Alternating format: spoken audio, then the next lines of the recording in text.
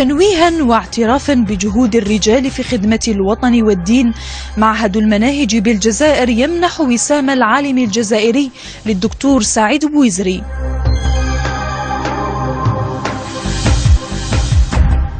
وأفضل الناس ما بين الورى رجل تقضى على يده للناس حاجات، لا تمنعن يد المعروف عن أحد ما دمت مقتدرا فالسعد تارات، واشكر فضائل الله أن جعلت إليك لا لك عند الناس حاجات.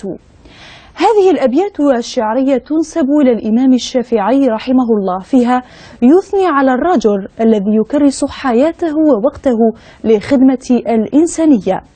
الدكتور سعيد بويزري كان هو الآخر رجل من هؤلاء الرجال، لذا كرمه معهد المناهج واستحق وسام العالم الجزائري لهذا العام. نتابع التغطية الإعلامية للتكريم مع الزميلة زهية هني.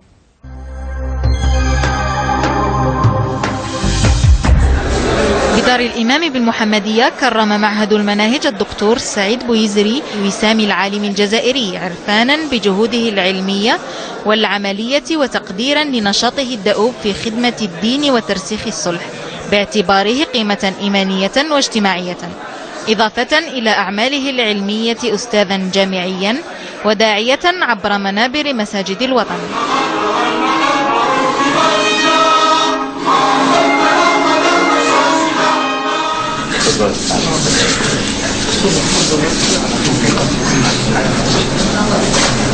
هذا لقب كبير، يعني نسأل الله عز وجل أن نكون في مستوى هذا التكريم.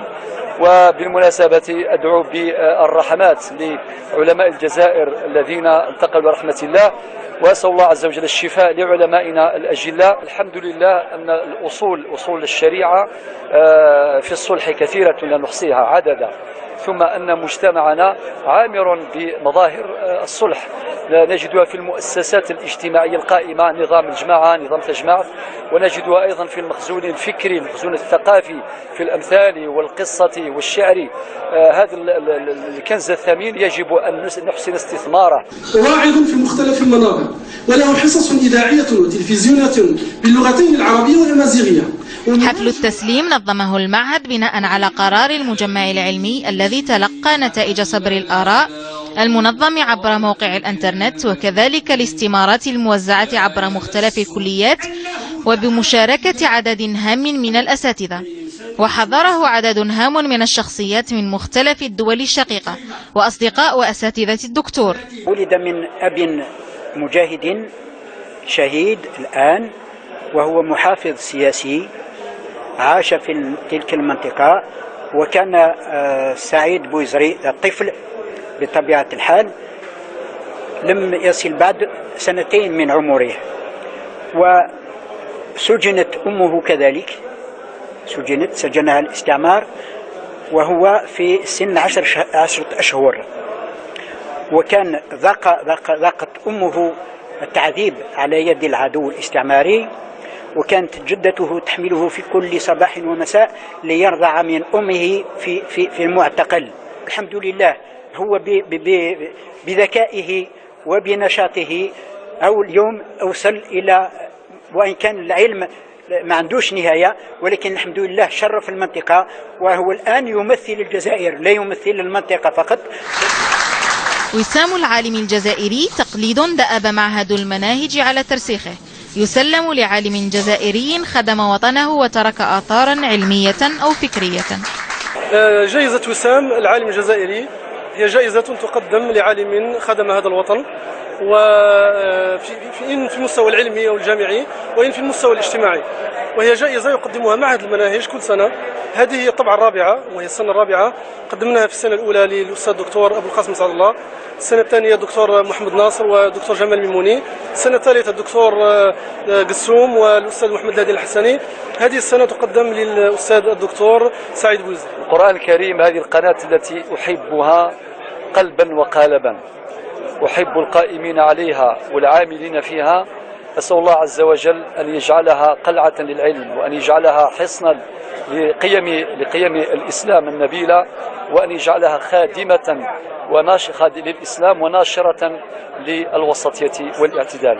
أحببتك يا أرض الجزائر، أحببتك يا أرض من يوم علمت أنك أمي، من يومها أشكو إليك همومي. أحببتك فتعلمت منك الكثير، علمتني يا أرض فن الممات، ومن بعد الموت كيف الحياة.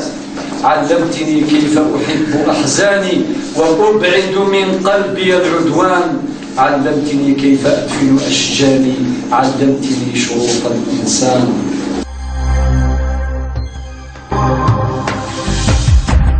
قناة القرآن الكريم في الجزائر حرصت منذ انطلاق بثها على استثمار عطاءات هؤلاء الرجال، فكان الدكتور سعيد بويزري وجها من وجوه قناة القرآن الكريم. من خلال برنامجه والصلح خير كان دائما يحلل ويفصل في أسباب الخلاف بين الناس وسبل الحوار والتفاهم والتعاون وفق حلول شرعية وأخلاقية وقانونية. وبرنامج والصلح خير هو انعكاس لأفعال الرجل لا أقواله فقط. من خلال مجلس الصلح بولاية تيزي وزو ينشط الرجل لحل الخلافات بين الناس.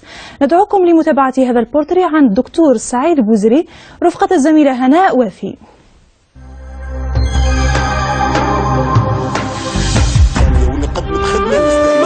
من مواليد سنة 1959 ميلادي بقرية السماش آث عيسى بولاية البويرة، تكفل به جده وجدته من أمه بعد استشهاد أبيه أعراب بن عبد الله في حرب التحرير واعتقال أمه عائشة من طرف قوة الاحتلال الفرنسي. الأستاذ سعيد بويزري بدأ مساره الدراسي الأول بولاية البويرة، ثم درس بجامعة تيزي وزو إلى أن التحق بجامعة عين شمس بالقاهرة، أين تحصل على شهادة الماجستير في الشريعة والقانون. وبعودته إلى الجزائر نال شهادة الدكتوراه بكلية العلوم القانونية والإدارية. كان سعيد بويزري مجتهد وذكي، كان ينتبه جدا إلى الدروس، كان يهتم كثيرا بالأناشيد الوطنية وبالأخص نشيد الإمام عبد الحميد بن بديس في البيت الذي يقول: يا نشأ أنت رجاؤنا وبك الصباح قد اقترب، خذ للحياة سلاحها وخذ الخطوبة ولا تهب. ونسني تقول لك نسن فهمن باللي ما إلا فضان تريكان بذا السن أماكن فضان تجمات. هو الآن يرأس مجلس صلح بولاية تيزي وزو، يعالج الكثير من القضايا التي تطرح عليه باختلاف أنواعها وفقا لأحكام القانون والشريعة الإسلامية.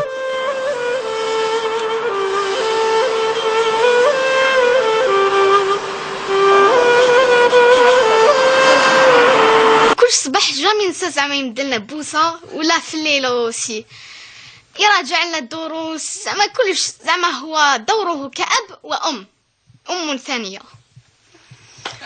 ثاني مام كي يكون في سفر بعيد صباح عشية وفي الليل توجور يعيط، إلا جامي اوبليي، ما نحسش بلي بعيد، حسو توجور قدامي، إلي توجور دونك.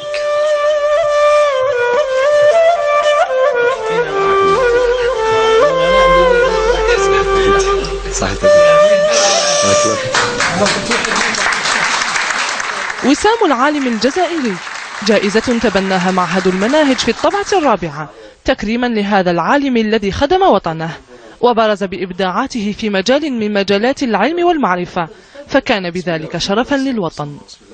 يقينا أن هذا التتويج في الحقيقة هو عبء إضافي، يعني يدفعني إلى أو يزرع في الأمل الذي يدفعني العمل، فهي مسؤولية جديدة يجب أن أسأل الله أن يوفقني لأدائها، فخدمة المجتمع رسالة وشرف.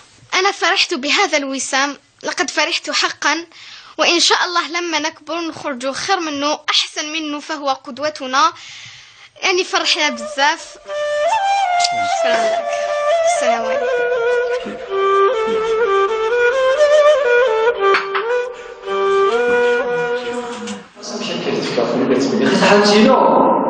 يا سيدي ديك السبب يتحمسك حاجه الا يسد حوايجك هنيئا لك بالجائزة، وقبل ذلك بمحبة الجزائريين.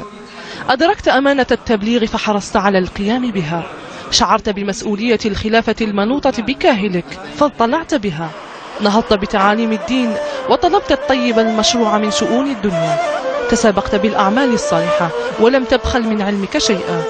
بمثلك تفتخر الجزائر، بمثلك تفتخر الأمة جميعا.